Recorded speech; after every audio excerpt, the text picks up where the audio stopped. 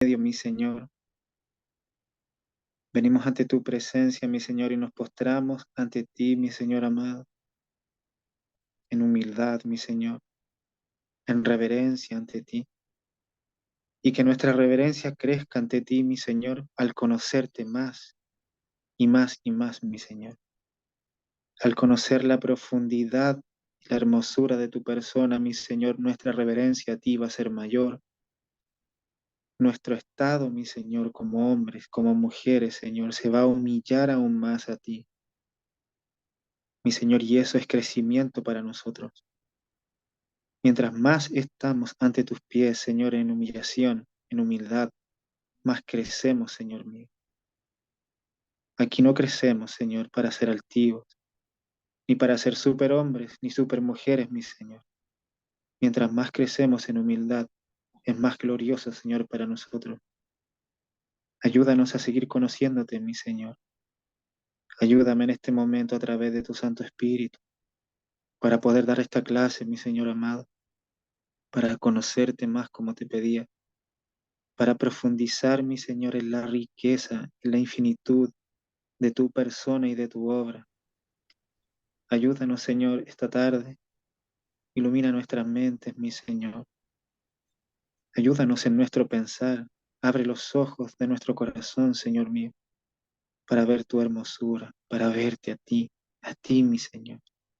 Y que cada palabra, Señor, que salga de mi boca sea para exaltarte, mi Señor, y predicar y enseñar tu palabra.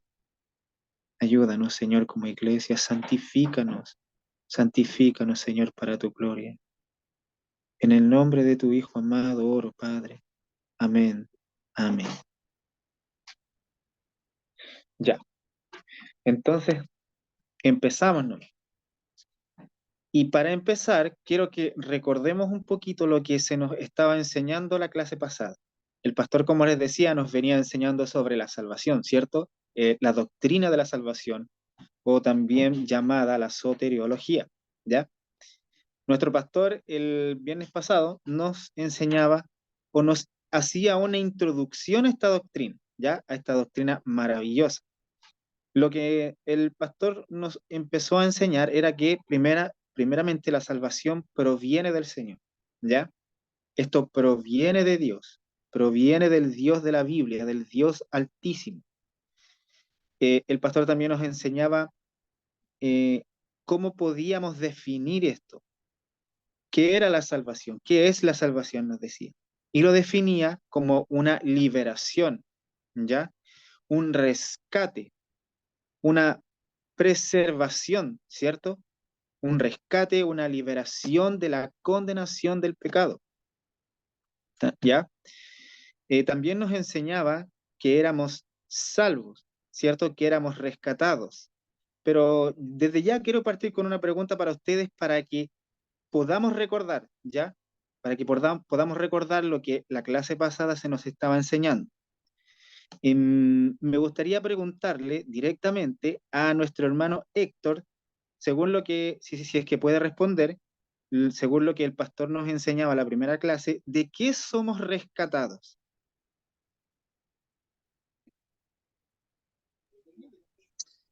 Hola, ¿Cómo está, del hermano? pecado, Eh, pero más específicamente, de que somos rescatados. ¿no sabe? El pastor lo dijo más específicamente. ¿Alguien Eh, sabe? no recuerdo. Tranquilo, hermano, esto no se preocupe, si es para recordar, ya no importa, no se preocupe, tranquilo. Vamos a ir repasando ahí. Ya, lo que el pastor nos enseñaba y que es totalmente bíblico es que Dios nos rescataba, nos preservaba, nos liberaba de la ira misma de Dios. De eso es lo que somos salvos, de la misma ira de Dios por nuestro pecado, ¿ya? Entonces, podemos decir, y el pastor lo decía, que somos salvos de Dios mismo, ¿sí? ¿Cierto? Dios nos salva de sí mismo, de su propia ira, de la ira santa y justa de Dios. También nos enseñaba la diferencia entre justicia y gracia. nos daba a conocer, nos mostraba que nosotros no podemos hallar una justicia por acumulación de obras. Jamás un hombre va a ser justificado por sus obras, ¿ya? Jamás, nunca. También nos daba a conocer qué era la gracia, ¿ya? La gracia es un don inmerecido, es un regalo de Dios. Y lo último que vamos a ver era que nos decía que la salvación viene por una elección, una predestinación, una elección soberana de Dios, totalmente de Él, de nadie más. Nadie aconseja a Dios a quien salvar. Dios lo decide desde su eternidad. Amén. Bueno, eso en grandes rasgos, lo que el Señor nos había pasado la clase anterior, que Él también nos decía era una introducción para este tema que es demasiado profundo. Entonces, ahora partiendo con la nueva clase, vamos a profundizar un poquito más esto, ¿ya? Cuando hablamos de salvación, cuando hablamos de soteriología, tenemos que necesariamente hablar del plan de redención, el plan que se forma en la eternidad misma, ¿ya? Entonces, antes de que todo existiera, hermano, antes de que el cosmos existiera, antes de que cualquier planeta existiera, cualquier ser humano, cualquier animal, ave, cualquier cosa que existiera, aun cuando antes de que existiera el tiempo mismo, un segundo mismo, una milésima de segundo mismo, Dios había creado este plan, el plan de salvación, también conocido como el plan de redención, el plan eterno de redención, ¿ya? Segunda de Timoteo 1:9 dice, quien nos salvó y llamó con llamamiento santo, no conforme a nuestras obras, sino según el propósito suyo y la gloria que nos fue dada en Cristo Jesús antes de los tiempos de los siglos. ¿Ya? Entonces, esta salvación, en la cual nuestro pastor nos hacía una introducción, proviene de este plan de redención, de este plan de salvación antes de los tiempos de los siglos, antes de que todo existiera. Antes de que todo existiera, ya estaba el plan de salvación. Es un plan eterno. ¿En qué consistía este plan eterno? El pastor John MacArthur, ya un pastor muy conocido, que les anima a que los escuchen también y que lean sus libros, son muy buenos, lo define así. Dice que la salvación del hombre, el plan eterno, se basa en esto, que la salvación del hombre se lleva a cabo mediante la obra redentora del Hijo, ¿ya? Y en la que los beneficios salvadores asegurados por dicha obra redentora serían aplicados por Dios Espíritu. Entonces, este plan de redención consta de que el Hijo iba a venir a esta tierra, ¿cierto? Y a través de lo que Él hace, a través de el plan que Él ejecuta, el plan que Dios Padre había predeterminado, ¿cierto? Los beneficios de eso los va a aplicar Dios Espíritu, el Espíritu Santo, ¿ya? No sé si alguien me puede ayudar, por favor, a leer Primera de Pedro 1, 19, 20.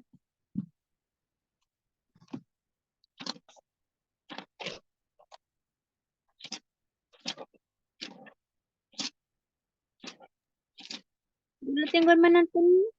Ya. Primera de Pedro, Ay, sí, 1, 19 y 20.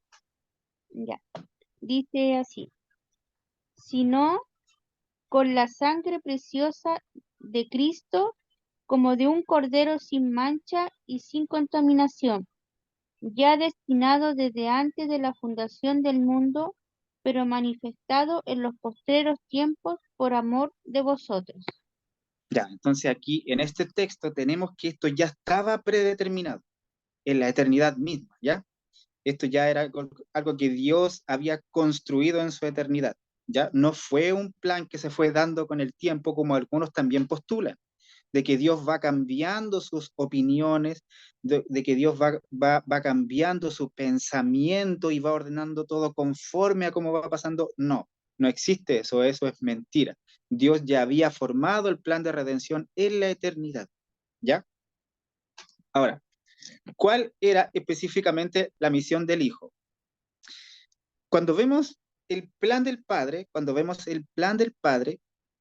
el Padre planea rescatar a sus criaturas en la eternidad, planea rescatar a sus criaturas del pecado y de la muerte, ¿cierto?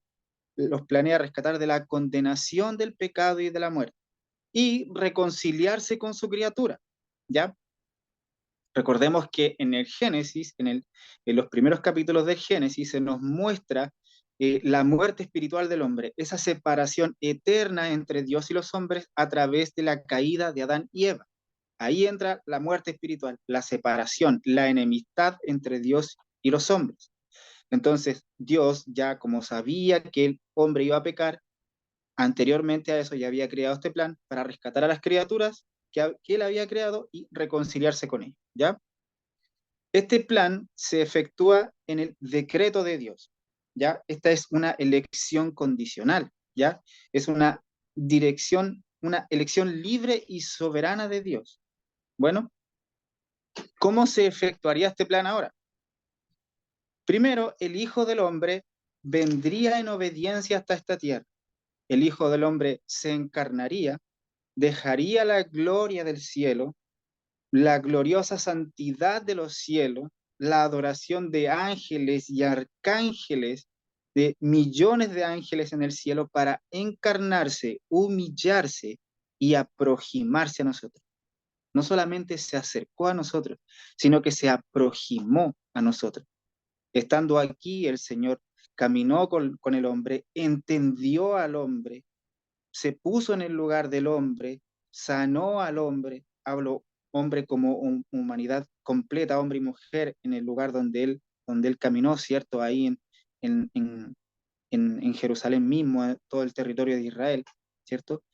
Así empieza el plan. El Hijo en obediencia viene y se encarna, ¿ya? La segunda es que Él moriría, ¿cierto? Era parte del plan. Él moriría por una muerte vicaria. ¿Qué significa esto? Vicaria es una muerte sustitutiva. Él venía a morir en lugar del hombre, ¿ya?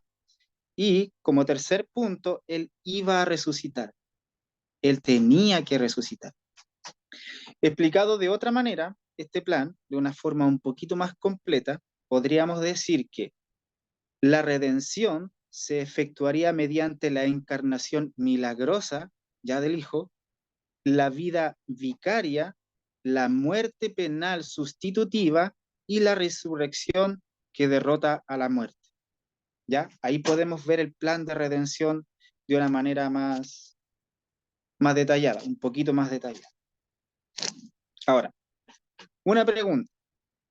¿Cuál fue el motivo de Dios para efectuar el plan de redención?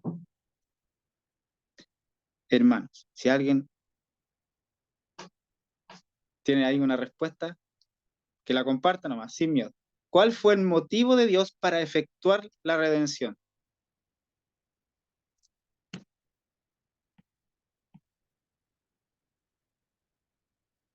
Alessandro, ¿tiene alguna respuesta? ¿Cuál fue el motivo de Dios? Es que justamente me estaba preguntando eso porque de verdad que no lo logro entender porque desde un principio como que me explota un poco la cabeza porque desde un principio es como que Dios ya sabía que íbamos a caer en el pecado y ya como que anteló que iba a hacer ese sacrificio para poder salvarnos. Entonces, la verdad es que no logro entender eso, cómo es que, cómo es que con tanta antelación ya tenía pensado todo eso, si no logro entender el por qué. Ya. ¿Alguien tendría alguna respuesta? Mm. No dilatando tanto esto, sino que si alguien tiene, no tiene, no importa. Ya, mire, Yo creo que, diga hola, Mati, diga.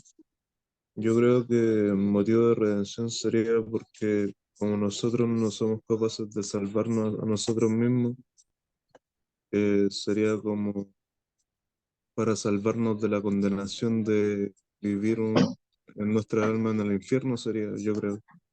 ¿Ya? Porque si Dios es a quien, bueno, a quien hay que temer es a Dios, porque Dios tiene la decisión de decidir, por ejemplo, de que si tú vas al cielo o vas al infierno, sin importar las buenas obras que hayas hecho en tu vida. Entonces el motivo de redención es que yo creo que sería ese, Ya, para evitar claro, la condenación. va bien encaminado, pero hay un motivo principal. Hay un motivo que es un poco más profundo. Y hay un versículo bíblico que nosotros lo citamos siempre. Juan 3:16. ¿Se acuerdan? De tal manera amó Dios al mundo. El motivo principal fue el amor de Dios por sus criaturas. La salvación del hombre nunca, nunca es porque el hombre sea bueno. Nunca Dios planeó el plan o se da a entender también por la Biblia de que Dios nos salva porque nosotros somos buenos. Al contrario, la Biblia dice que somos malos, pecadores. Romanos 3:10 en adelante, el pastor también nos predicaba sobre eso hace un tiempo, ¿ya? Nunca es por las buenas obras, por la bondad, por la gentileza, por sabiduría incluso, no porque el hombre se llene de conocimientos y conozca los misterios del universo va a encontrar salvación. No va a ser salvo por eso, incluso por un amor que entregue a otra persona. La salvación del hombre no viene a través de las obras de la humanidad, del hombre. No porque yo sea gentil con una abuelita y la cruce de una vereda hasta la otra vereda voy a tener salvación.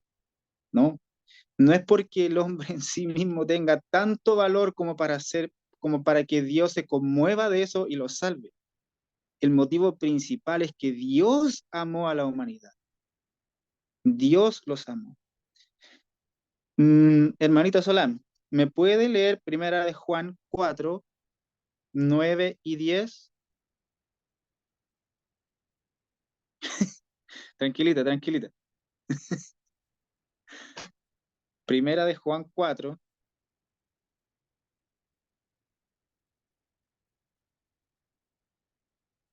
Sí, tranquila.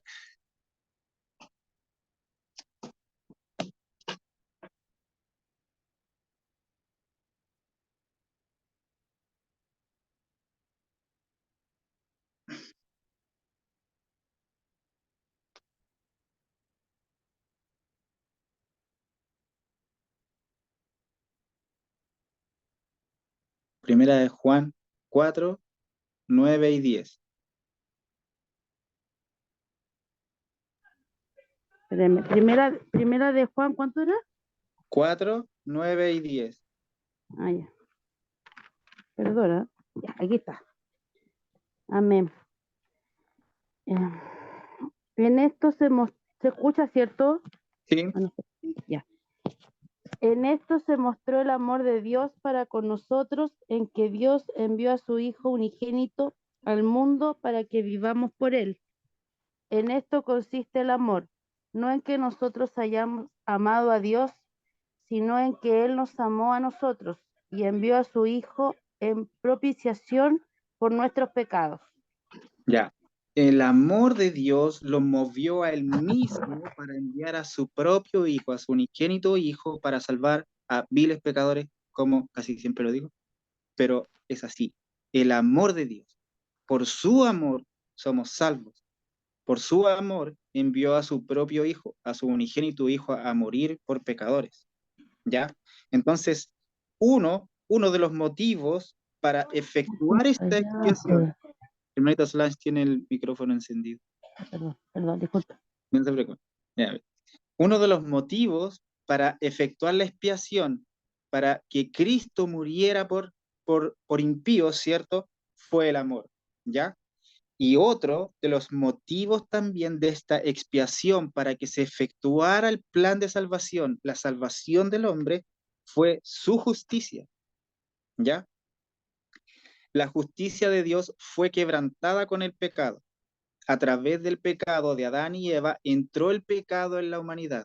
a través de ellos, que eran nuestros representantes, toda su descendencia nace en pecado, ¿cierto? En excepción, el único hombre en la historia, por supuesto, el Señor Jesucristo. Él nació sin pecado, ¿ok? Entonces tenemos por una parte que el amor de Dios, ¿cierto? Lo motiva para salvar, pero por otra parte, la justicia no puede pasarse por alto. La justicia debía de ser eh, corregida, ¿cierto? Si uno comete un delito, uno debe ser juzgado porque ha quebrado la ley, ha quebrantado la ley. Ahora, quiero hacer otra pregunta. ¿Era necesaria la expiación? Me explico. ¿Era necesario que el Hijo de Dios muriera por otros? ¿No se pudo efectuar esta salvación de otra manera? Yo creo que sí era necesario. Amén. Era necesario. Ya, era necesario. Por cuanto Dios ya lo había predeterminado en el plan eterno, en su plan eterno, antes de que todo existiera. Dios ya lo había predeterminado y así debía de cumplirse. ¿Ya? Tenía que hacerse así. Mire, un teólogo escocés que se llama John Murray lo define así. En resumidas cuentas, aunque Dios no tenía la inherente obligación de salvar a nadie, porque Dios no estaba obligado a salvar a nadie, sin embargo, debido a que la salvación había sido ya propuesta, era necesario concretarla por medio de una satisfacción que podía ser alcanzada solo por medio del sacrificio sustitutivo de la redención adquirida con sangre. Entonces, la expiación, la muerte de Cristo era necesaria por cuanto ya se había predeterminado en la eternidad. ¿Ya? Entonces, por el estándar de la santidad de Dios, ¿cierto? Otro punto, por el estándar de la santidad de Dios, nadie que carezca de justicia perfecta, y esto miren hermano, nadie que carezca de justicia perfecta puede tener comunión con Dios. Nadie. Nosotros se nos exige la perfección. Mire lo que dice Mateo 5:48. Dice, sed pues vosotros perfectos, como vuestro Padre que está en los cielos es perfecto. Aquí tenemos al Señor Jesucristo hablando, ¿ya? Sed pues perfectos, como vuestro Padre que está en los cielos es perfecto. Aquí quiero contar una pequeña cosita que me pasó una vez cuando yo estaba sirviendo en la iglesia allá en Orcón. En Orcón hay una pequeña iglesia chiquitita, una pequeña capilla donde nos congregábamos las personas de Orcón, ¿ya? Y siempre afuera de la capilla, así como en la vereda de al frente, se sentaba un caballero, que era de Orcón. Él, yo conocí su vida un poquito, él era, no sé si gay, homosexual, no sé si hay mucha diferencia en eso, pero se sabía que a él le gustaban los hombres, ¿ya? eh, Él se sentaba fuera de la iglesia. Él era ya como de 60, 60 y tantos años. Y me contaba mi mamá que siempre lo invitaban para adentro, ¿ya? Y él nunca entraba a la iglesia. Un día que me tocaba predicar en la iglesia, fui, pasé para el otro lado y empecé a hablar con él. Y empezamos a hablar, le empecé a predicar y, y él me sacó una palabra que me dijo, ¿por qué no importa que yo no entre a la iglesia, una cosa así, me dijo, porque al final nadie es perfecto, todos hacemos maldades, todos pecamos, entonces se quedaba ahí. Y yo le dije, ese es uno de los grandes problemas del hombre, que tiene que ser perfecto, tiene que tener la perfección para estar en comunión con Dios. ¿Se entiende? Lo que el Señor nos dice, sed pues vosotros perfectos como vuestro Padre que es perfecto, es una verdad, es una realidad. Para tener la comunión con Dios, nosotros debemos estar en perfección. Pero ahora, cómo lo aplicamos a nuestra vida? Porque nosotros sabemos que somos imperfectos, ¿cierto? Nosotros sabemos que somos pecadores. Pero cuando Cristo nos salva, Él nos cambia de posición. Él nos pone en Él y en Él encontramos la perfección. ¿Se entiende? ¿Se logra entender?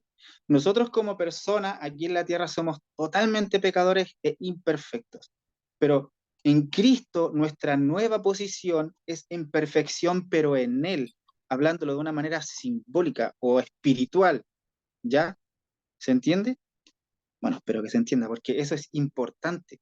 Es importante que nosotros entendamos eso, que cuando se les predica a las personas a las calles y te dicen, es que nadie es perfecto, pero es que ese es un gran, gran problema del hombre. Uno tiene que llegar a la perfección, pero uno no la logra en esta carne, en este cuerpo, sino que espiritualmente en Cristo. Recuerden que la Biblia dice que nosotros ya estamos sentados en lugares celestiales, en Cristo. Ya estamos allá, pero estamos acá. En la teología se le dice un ya, pero todavía no. ¿Se entiende? Ya estamos allá, pero aún no. Nosotros somos perfectos en Cristo, en Él, aún estando acá. ¿Ya? Entonces, por la infinita justicia de Dios, por la infinita justicia de Dios, justicia y rectitud de Dios, era necesario que Dios Hijo muriera. Él tenía que morir, venía a morir. ¿Ya? Cuando hablamos de expiación también podemos ver la naturaleza de la expiación, cuál es su carácter, ¿ya? Y la expiación es de un carácter legal, ¿ya? La violación de la ley es pecado, lo sabemos, la violación de la ley es pecado y la paga del pecado es muerte. Cristo llevó nuestros pecados, ¿cierto? ¿Cierto? En Él. Y a través de Él cargar con nuestros pecados, no siendo el pecador. Cuando a Cristo se le imputan nuestros pecados, no es que Él sea pecador, no. Él, Jesucristo el Señor jamás fue pecador, Él nunca pecó, nunca en su vida. Pero cuando se le imputan los pecados, Él carga con nuestros pecados. Y como Él carga con nuestros pecados, Él debe morir, porque la paga del pecado es muerte. Esto era algo de carácter legal, no era cualquier cosa, no era cualquier cosa. Según la ley de Dios, Él debía morir cargando nuestros pecados, ¿cierto? Si alguien me puede ayudar con Primera de Pedro 2:24. Hermano Miguelito, ¿estará por ahí? Por favor. Aquí estoy. Ya, Primera de Pedro 2:24. Me dice así. ¿Quién llevó el mismo nuestros pecados en su cuerpo sobre el madero, para que nosotros, estando muertos a los pecados, vivamos a la justicia, y por cuya herida fuisteis sanados? Amén. Gracias, Miguelito. Entonces, Él llevó en sí mismo nuestros pecados en su cuerpo sobre el madero, para que nosotros, estando muertos a los pecados, vivamos a la justicia, y por cuya herida fueron sanados, o fuiste sanados, o fuimos sanados. ¿Ya? Ahora, una pregunta, para dejarla abierta ahí.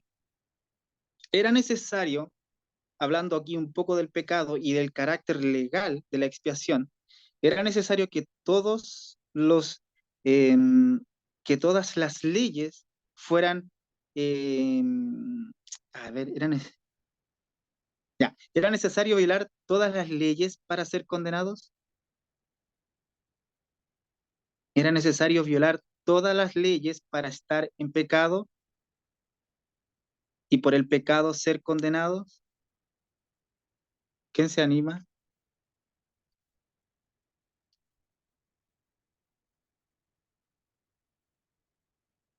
Vamos, estudiantes de teología. Hermana Tabita, la veo riéndose. Vamos, láncese. Yo pienso igual que mi hermana Tabita, hermano, digo que mi hermana Cami que puso que no, hermano Antonio. Ah, ya, había puesto que no. Ah, ya, perdón. Sí, la Cami puso que no también. Ya, ya, claro. Sí, no era necesario quebrantar o violar todas las leyes de Dios para pecar. Ahora, otra pregunta conforme a lo mismo. ¿Era necesario violar algún mandamiento para ser condenado? Más profundo aún. ¿Era necesario violar un mandamiento o algún mandamiento para ser condenado?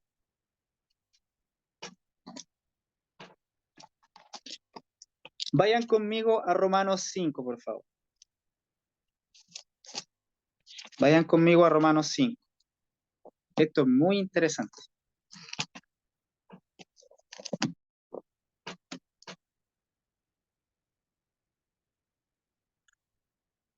Miren, Romanos 5:12. Vamos a leer 2 versículos aquí, yo creo.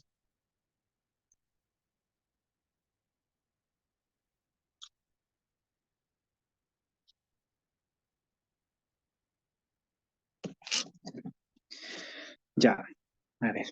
Romanos 5:12. A ver, hermana Camila, ¿me podría leer Romanos 5:12? Solo si es que puede ahí.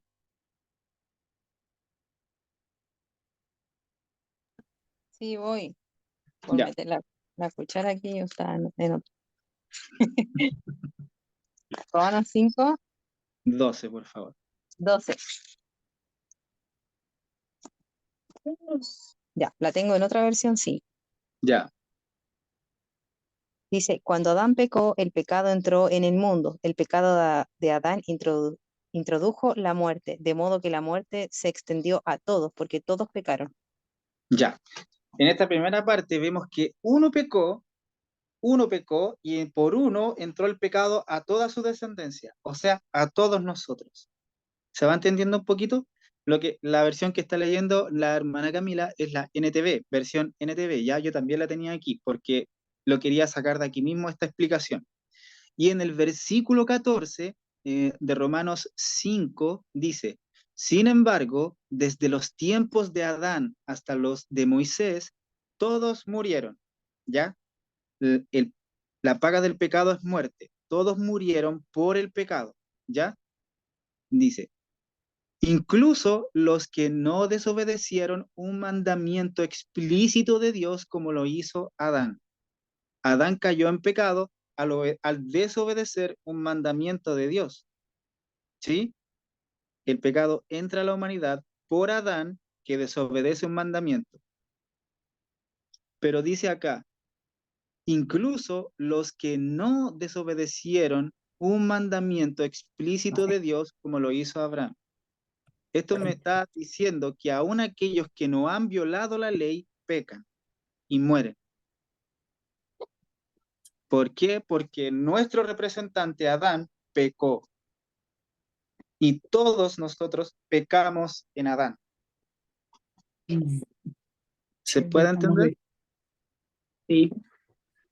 O sea, aquí el texto incluso nos dice que aún murieron los que no desobedecieron, los que no violaron un mandamiento. Entonces, es como que aún incluso nosotros cuando no hayamos hecho nada malo, ya pecamos en Adán. Y por lo tanto el pecado ya entró a nosotros. Lo heredamos Esto por culpa. lo heredamos por culpa. Viene en nosotros, ¿cierto? Aún no habiendo hecho nada malo. Absolutamente nada malo. Entonces esto es mucho más profundo. Esto es como que aún siendo pecadores desde la guatita de nuestra madre, el Señor nos ama y después, bueno, ahí nos salva y viene la redención a nosotros, ¿ya? Ahora, hablemos un poco más sobre la expiación. La expiación podemos decir que es una obra de propiciación, ¿ya? Estamos hablando sobre la salvación. Y al hablar de la salvación tenemos que hablar de la expiación, de este sacrificio sustitutivo que hizo Cristo. Ya, el Señor Jesucristo en su expiación hace una obra de propiciación. ¿Quién recuerda qué significa propiciación?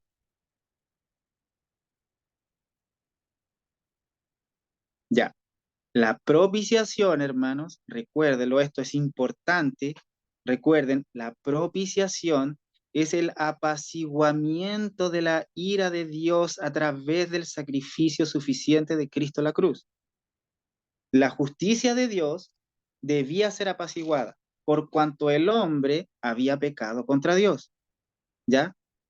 La justicia de Dios debía de apaciguarse, debía de... Hay otra palabra, se me fue. Pero a través de la muerte de Cristo, a través de su muerte en la cruz, Dios derrama toda la ira.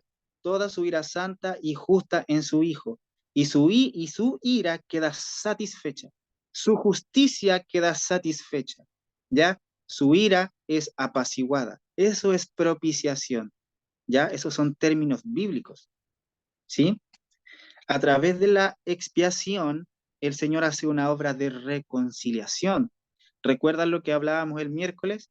La predicación se trataba de la reconciliación, de esto que a través de la misma obra en la cruz de nuestro Señor Jesucristo, actúa como mediador entre Dios y los hombres y nos reconcilia. Ya no más enemigos, sino que ahora hijos, hijos del Dios Altísimo. Se nos reconcilia a través de Cristo, se nos restituye de esa manera en la cual estábamos viviendo, muertos en pecado, ahora vamos de nuevo a Dios mismo. La expiación también es una obra de redención, ¿ya? La redención es un pago, el pago para librar de la esclavitud a aquellos que eran esclavos del pecado, ¿ya? La obra de redención entonces es lo que Cristo hace a través de su muerte en el madero de la cruz, ¿ya? Derramando completamente su sangre, muriendo ahí, paga por los pecados, paga por la liberación de la esclavitud del pecado a aquellos que iban a creer en él. Y la expiación también es una obra de conquista, ¿ya? A través de la cruz, el Señor Jesucristo conquista. Su obra en la cruz es la victoria más grande que existe en el universo entero. Es la obra de victoria más grande. Él sale victorioso. Él cumple las profecías y él gana en la cruz. Aun cuando uno lo ve en debilidad al Señor Jesucristo muriendo, él vence. Vence la muerte, vence el pecado, vence la condenación. Y estos beneficios se le otorgan a aquellos que creerían en él a través de los tiempos. ¿Sí? Ya, todo esto que hemos visto, se lleva a cabo a través de la obediencia del Señor Jesucristo, ¿ya? Y hay distintas obediencias que hacer, si así lo pudiera decir. Por ejemplo, hay obediencia al plan divino de redención, primero. El Señor Jesucristo viene en obediencia, ¿cierto? Se encarna, vive una vida perfecta en obediencia al Padre. El Señor Jesucristo va a la muerte en la cruz en obediencia al Padre y es resucitado en obediencia al Padre.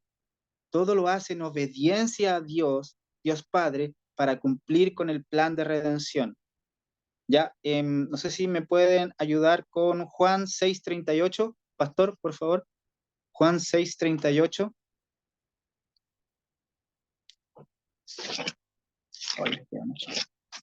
Amén. Ya. Porque he descendido del cielo no para hacer mi voluntad, sino la voluntad del que me envió. Amén. Entonces, el Señor Jesucristo viene en voluntad al Padre para completar y efectuar el plan de redención. Ya, Filipenses 2:8 dice, y estando en la condición de hombre, se humilló a sí mismo, haciéndose obediente hasta la muerte y muerte de cruz. En obediencia viene el Señor y hace esta obra de expiación, esta obra de redención. La otra obediencia que vemos también en el Señor Jesucristo es al mandato, a los mandamientos del Padre, a los mandamientos que se habían ya escrito a través de Moisés en el Antiguo Testamento, ¿ya?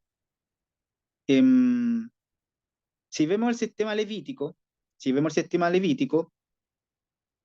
vemos que el sacrificio en el día de la expiación tenía que ser perfecto. Los animales que se presentaban no debían tener nada, ningún defecto, no debían de ser cojos, no debían de venir sin un ojo o no debían tener ninguna enfermedad. Los animales que se ofrecían en sacrificio para la expiación debían de ser perfectos, perfectos. Ninguna cosa debía haber en ellos, ni un defecto. ¿Ya? Así como también Cristo, el sacrificio del Señor Jesucristo debía de ser perfecto, ¿ya? El Señor Jesucristo fue sin pecado, nunca en su vida cometió un pecado, nunca en su vida violó un mandamiento o un precepto de la ley, Él fue santo, siempre, santo, santo, santo. Ahora, eh, Juan el Bautista también nos dice, nos aclara la Biblia, que Jesucristo era el Cordero perfecto, ¿cierto?, para efectuar este sacrificio. En Juan 1:29 dice, he aquí el Cordero de Dios que quita el pecado del mundo. Anteriormente, en el sistema levítico, en el Antiguo Testamento, los corderos, los machos cabríos, todos los sacrificios que se hacían no quitaban el pecado del mundo. Dios los pasaba por alto. En Romanos 3 tenemos eso, nos dice sobre eso, que Dios pasó por alto los pecados en el Antiguo Testamento, pero en Cristo los pecados son quitados, ¿ya? Lo otro que también podemos ver a la obediencia del Hijo es que Él fue obediente, ¿cierto?, a la ley para proveer la justicia a aquellos que creerían en Él, ¿ya? Cuando Dios cumple, cuando el Dios Hijo cumple la ley a la perfección, Él alcanza la justicia perfecta que debía después de imputarse al hombre para que el hombre fuera justo. Así se nos dice también en Romanos 5:1.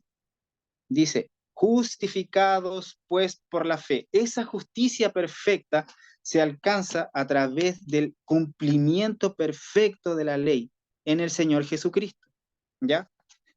Con esta justicia, Dios restituye posicionalmente al hombre, lo reconcilia con él, lo hace perfecto en Cristo para tener este acercamiento con Dios, ¿ya?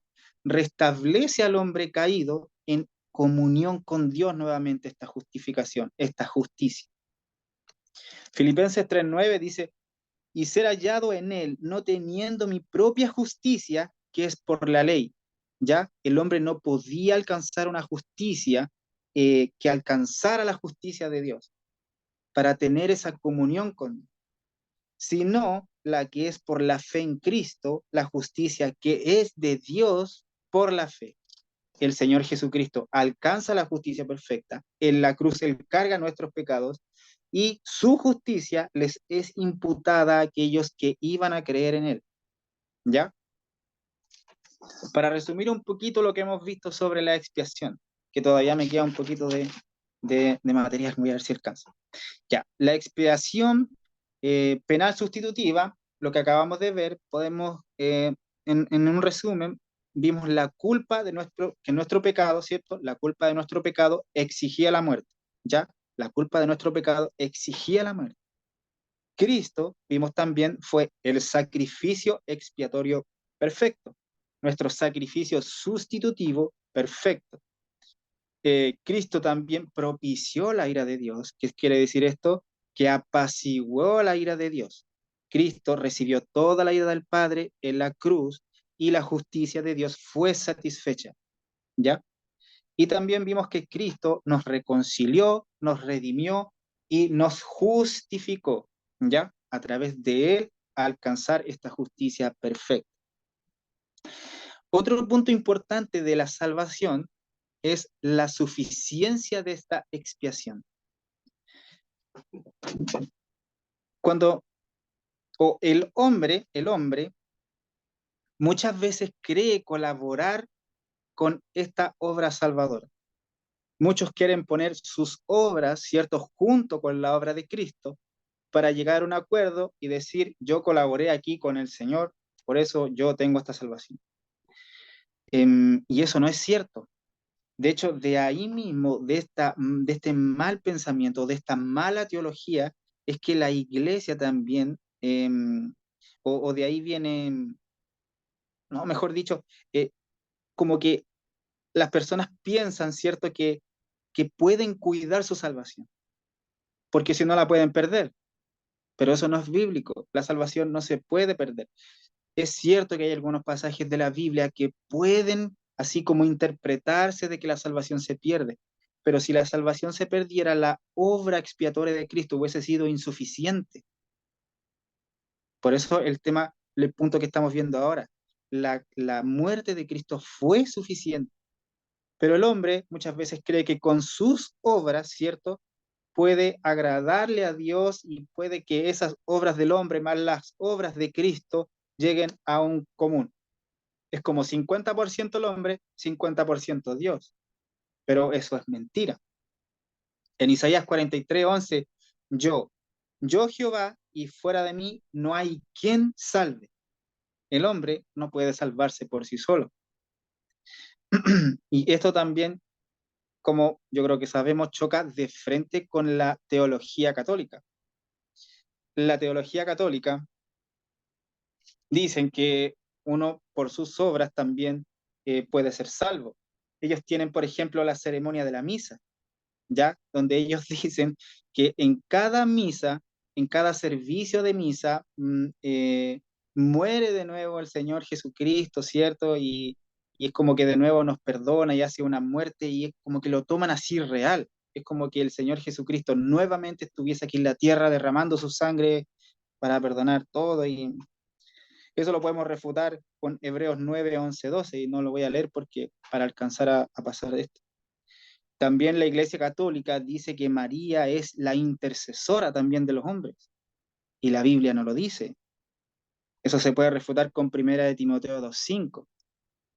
Entonces, hay error, ¿cierto? Ahí en este pensamiento, en que el hombre cree que la obra redentora de Cristo es insuficiente, pero la obra de Cristo es suficiente.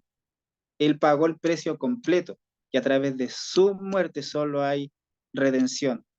Todos aquellos que creen en su muerte y en su resurrección. Lo otro que veremos también rápidamente es el alcance de la expiación. No sé si estoy metiendo mucha materia, hermano, pero ya estoy terminando. También podemos ver el alcance de esta expiación. La pregunta que también hacía el miércoles: ¿por quién murió Cristo? ¿Murió por todo el mundo, para todo el mundo sin excepción? ¿O sí hay una distinción en esto? ¿Ya? Este pensamiento, aquí lo quería decir, que este pensamiento que por quién murió Cristo ha dividido a la iglesia. Este pensamiento ha dividido a la iglesia, y a través de este pensamiento han salido distintas denominaciones. Y hay una división tremenda aquí, hermano. Pero ¿por quién murió Cristo, cierto? Y aquí hay dos pensamientos, ¿ya?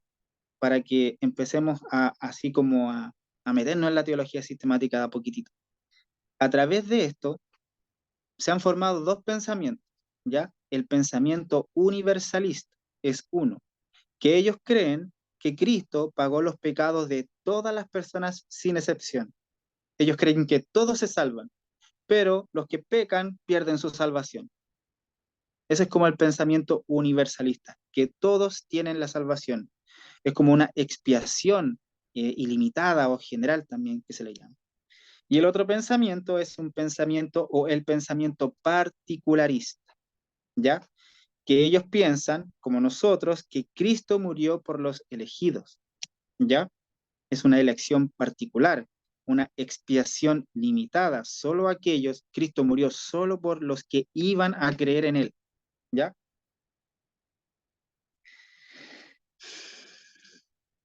Pero el plan de redención, lo que estamos viendo, no termina con la muerte de Cristo, ¿ya? El fin del plan no está ahí en la muerte de Cristo.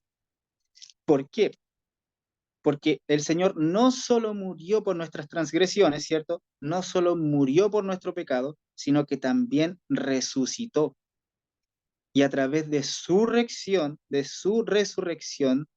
está para nosotros la justificación. Mire, en Romanos 4:25, no sé quién me puede ayudar. Mati, por favor, ya para terminar, Romanos 4:25.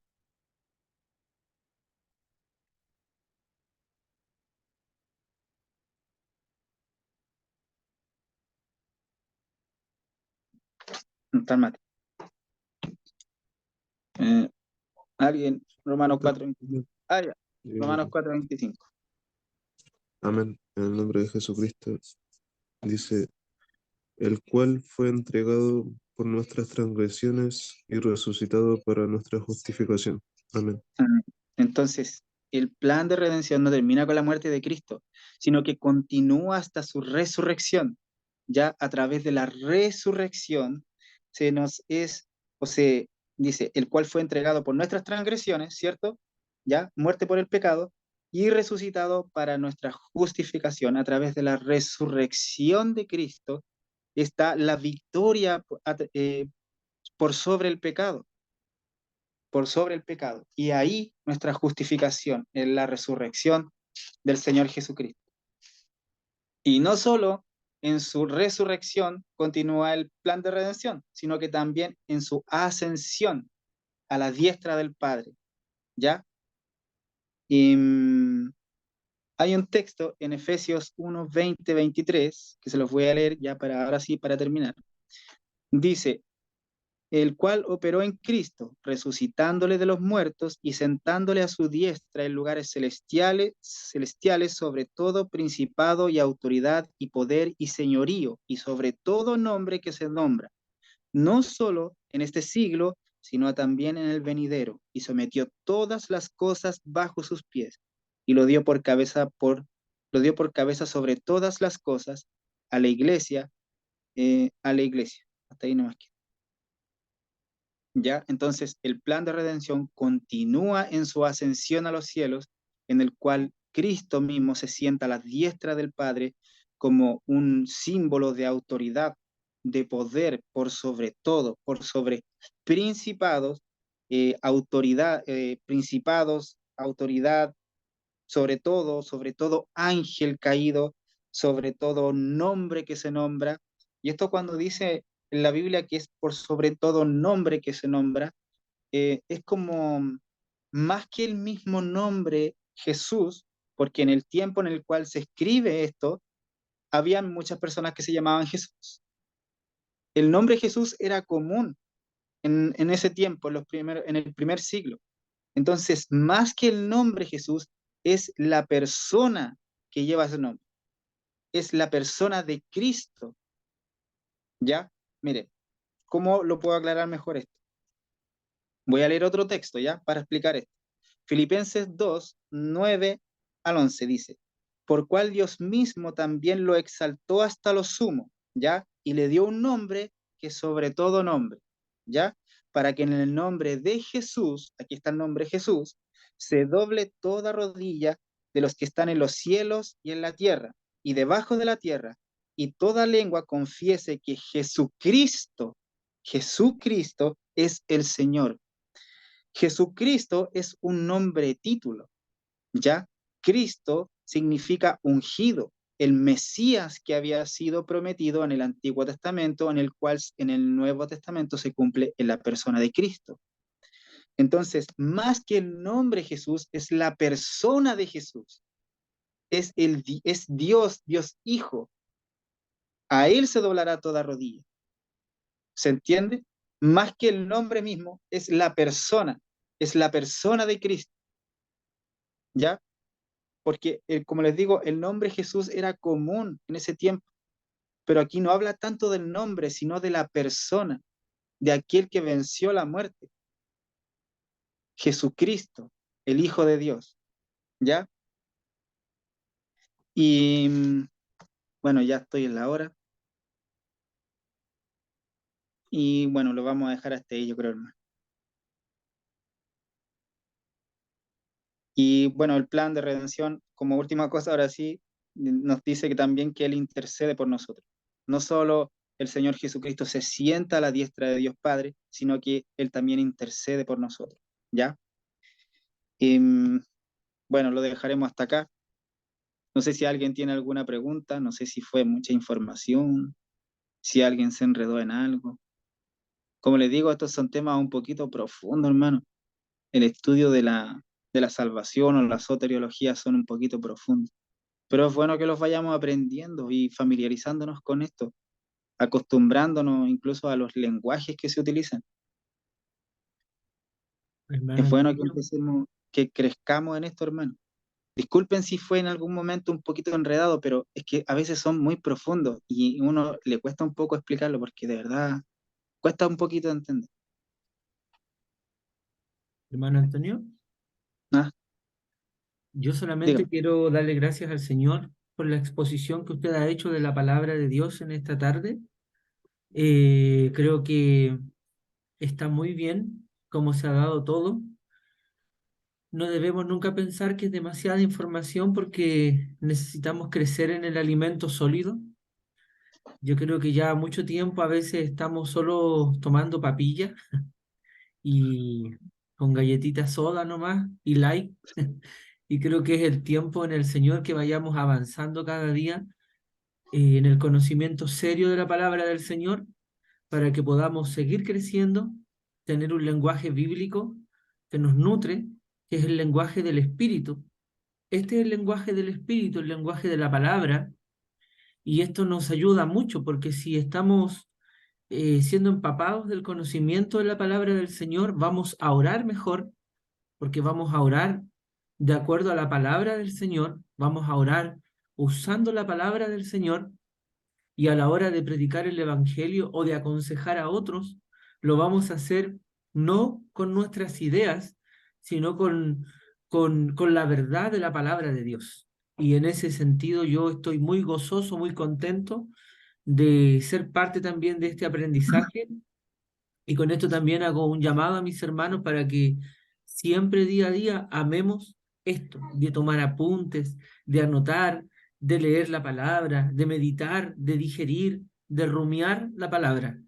Y esto es día a día, momento a momento, es un proceso, pero tenemos que avanzar y tenemos que seguir en esto que no me cabe la menor duda, es la voluntad de Dios para nuestra iglesia BDC Viña del Mar. Así que muchas gracias, hermano Antonio, a usted también por su servicio y su entrega al Señor.